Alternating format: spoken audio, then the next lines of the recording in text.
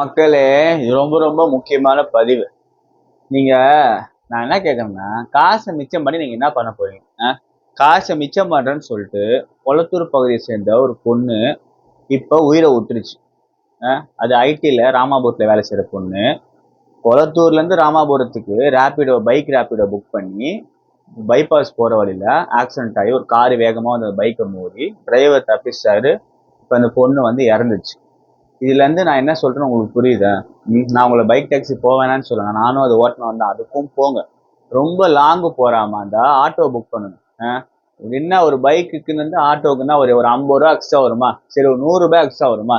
வேறுங்க, உயிர் முக்கியம்னா நம்ம செலவு பண்றது தப்பு கிடையாது. காசு காசு காசுன்னு பார்த்தோம்னா இப்படிதான் உயிர் எப்படி போகும்னு நம்மளுக்கே தெரியாது. அதனால இந்த வீடியோ ஒரு விழிப்புணர்வா பாருங்க. காசு சேர்த்து வைக்கிறதோட நம்ம உடம்பு முக்கியம், உயிர் முக்கியம். நம்ம சேஃப்டியா போயிட்டு சேஃப்டியா வரணும். அதை முதல்ல பாருங்க. இதை பார்த்து இந்த வீடியோ உங்களுக்கு பிடிச்சிச்சா மறக்காம என்னோட சேனலை ஃபாலோ பண்ணுங்க.